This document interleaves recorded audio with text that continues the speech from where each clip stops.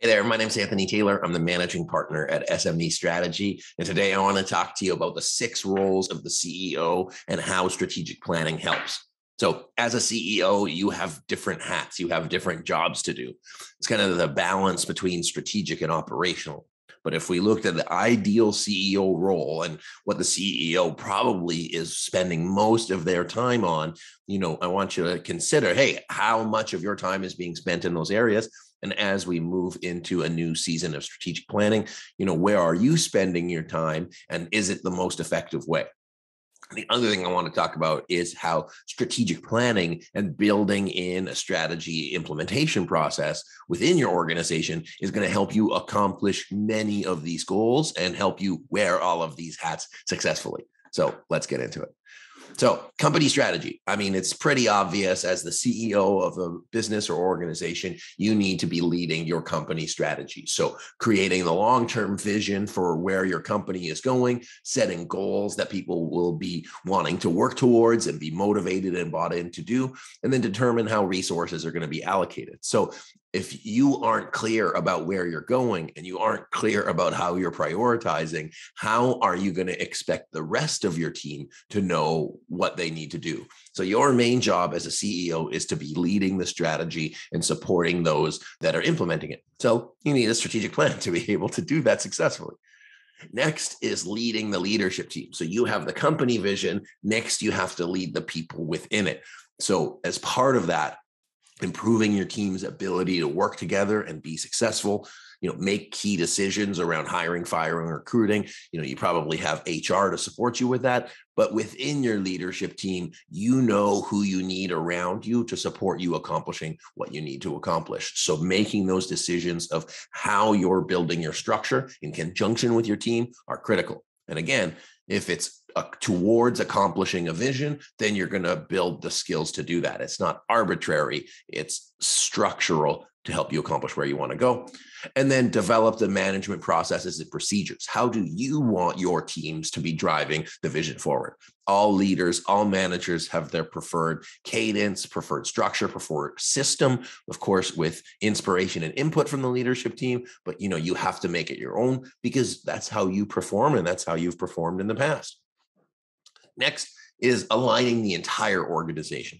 I tell teams that there's more employees than there are of you. And so if all you do is focus your alignment at the leadership team level, you're missing out on hundreds or thousands of staff members that really need to know, what the vision is, why it's important, how their role plays into it. So being able to create a strategy and create a vision that aligns the team, that aligns the culture, that aligns the values so that you can move forward and implement what you want to implement. Shaping the culture of the company, which through values and behaviors that you want to see, that you model, and that you live every day. And again, your leadership team can't do that if it's not modeled and guided by you. There just won't be buy-in. And then organizational design is really, again, seeing the entire company for what you want it to be, and then creating and rolling out and cascading the vision from there. Next, this may apply to varying degrees for small businesses, medium businesses, large businesses, but really being the face of the company, being the figurehead for the public. Now, the public might be, if you're a small business, your direct customer, so they know, who's writing the checks. And if you're a larger public company, you're the person that's on calls and making sure that it's representing the company effectively. So that might mean, hey, if there's crises and you have to talk to core customers or core stakeholders, they may require you to be there interacting with the public or media so that people know who you are and begin to like you. Now, strategic planning supports you in that because you'll have clear idea of where you're going. It helps you communicate it. You'll have clear messaging as to your core purpose. And so that'll be front of mind. And then you'll also be more prepared with what you want to say so that other people will get bought in to where you go. So being able to strategy plan and strategy communicate is critical to getting buy-in from broader stakeholders. So whether that's the market or whether that's your customers, anybody that's working with you needs to know where you're going, and you need to know where you're going before you can do that successfully. Next, this may apply to most of you, but your relationship with your board, your ability to work with your board. So building the relationship and supporting your board, that includes your board chair or influential board members. The CEO and the board need to be partners. Well, one of the best tools to support that partnership is a clear understanding of where the company is going and how the performance will be measured. So, as a CEO, you need to be able to lead up and support your board in doing their role. So be clear on the vision, be clear on the mission and purpose, be clear on the strategic priorities and investments, so that when they have to make important decisions that are going to affect your job, you've engendered buy-in and they want to support you, and you've made it easy for them to make that right decision. If your data is murky, if your reasoning is murky, they're going to go with what I'll call the safest option, which is doing nothing, because they don't have the right information to make the right decision. But if you can make that clear tie-in between here's what we're doing and here's why we're doing it, and here's why it's a good decision long-term, you're going to have greater likelihood of success to move that forward and get that buy-in. Next is personal working norms. Now, I'm recording this in late 2021, so you might watch this in 2022, 23. Well, one of the big challenges that are facing teams right now is overload, overwhelm, and just so much stuff on your plate.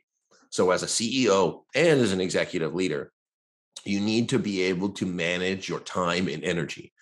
It means that you're spending the right time doing the right things, working on strategic things as well as operational as needed, but also conserving your energy so you're not burning out and you're not overwhelming your stuff. Because that's the big challenge I see with CEOs is they try to take on too much. They're all over the place. They've got a lot on their plate, and their teams wish that they would stay up here instead of going down into the weeds. So manage your time and energy by having a strategic plan that clearly outlines how the rest of your management team can support you and where you are best needed in your role.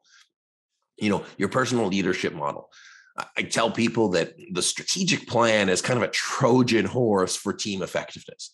When you have your vision, you have your mission, you have your values, you have your strategic priorities, all of that stuff is good structure to reference. But its only reference point is because the leadership team needs to work together to make that happen. So for you as a CEO to say, hey, here's the vision, here's where we're going, here's our mission, here's why we're doing it, here's our values. Are you leading those? It's a great tool that you can just kind of tap the sign and let your team know, hey, are we supporting moving that forward? It also allows you a little bit more license to make big changes and big choices because you've done the front end work of saying, hey, here's where we want to go. CEOs often move very fast, and they're often a couple steps ahead of their staff. And when I say a couple, I kind of mean a couple too many. So if you move too fast, without bringing your leadership team or your staff with you, they're going to be confused. They're going to be frustrated. They're not going to want to buy into what you're doing because they don't see the connection. So for you to be an effective leader and to effectively design your leadership model, having a strategic planning framework that you can reference, that you can communicate, is going to help you put the system structures and processes on the back end to help you as a leader win and be successful. And finally, using strategic planning to build your perspective and the perspective of the leadership team. As strategic planning facilitators, so we're the people that you call when you're doing a strategic planning offsite, or you just want to participate instead of lead the meeting. We ask a lot of questions. And the reason we ask the questions is because we don't want to just give you the answer. We want to shift the perspective that you take when leading strategy, when talking to your team, and when you're approaching problems and opportunities. The perspective will last forever. So you as a CEO don't want to just give your team the answers. You want them to be equipped, to be prepared, to understand the depth and breadth of not only the how of what you're doing, but the why of what you're doing. And using strategic planning and having a consistent strategic planning framework and a structure for your leadership, for your training, is going to help you develop the personal working norms and be successful. So I know I covered a lot of things there. Okay. And so as a CEO, if you're saying, well, where do I start, Anthony? Well, pick one. Right? Pick one of these and focus on it for the next month or two. Okay. So whether that's the company strategy, your vision, mission, values, and everything that you're doing, and you're doing a strategic planning offsite and you want to work with a facilitator, you can let us know. Whether that's leading the leadership team and putting the time, energy into making sure that your leadership team is successful within your strategic plan. Aligning the rest of the organization so it goes in sequence, cascading the plan down to everyone else and making sure they know how to be successful and how to contribute. Being the face of the company, that might be a need that you have, and say, hey, do a really good job of communicating with your core customers and your core stakeholders. Make sure that they see the vision, they're bought into the vision, and that your role now is to support them getting bought in. I really love this quote from John Maxwell saying, a leader with no followers is just going for a walk. So if your people aren't following you, you're just going for a walk. So make sure that people see where you're going and they want to go there too. Number 5, you might need to work with the board. You might need to get them involved in what you're doing. You might want to build those relationships, build that continuity, build that support. And you can say, hey, how can I support you in your role as a board member? How can we work together more effectively? And how can we develop partnership? With those explicit questions, you'll be well on your way to driving your strategy forward and getting the buy-in from above. And finally, personal working norms.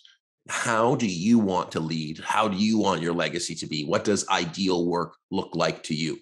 Whether that's individual communication with key leaders, whether that's communication with a team, or whether that's how your team looks at problems and opportunities moving forward.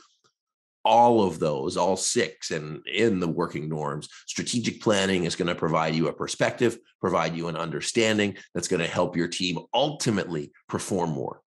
So strategic planning on its own is great, but the only reason you want to have a strategic plan is so you can perform and get your job done. So if you're looking for somebody to support you with that, we can make your job as a CEO easier. We can help you with any and all of those 6 hats that you have to wear, and all of them are going to be solved through strategic planning. So whether that's our strategic alignment program, where you walk you through either a 2-day or a 5-week strategic planning process, or through our implementation plan over a year, where we can develop your team, train you, keep you accountable, and help you accomplish your one destination as you move forward. So be sure to reach out, click the link in the video, visit us at smestrategy.net. And then if you have any thoughts on this, say, yes, I like this. Oh, I'm totally wearing this hat over the next month. Drop a link in the comments. Be happy to hear. So once again, my name is Anthony Taylor. I'm the managing partner at SME Strategy. Happy to share with you today. I hope you enjoyed today's video, and we'll see you in the next one. Bye, everyone.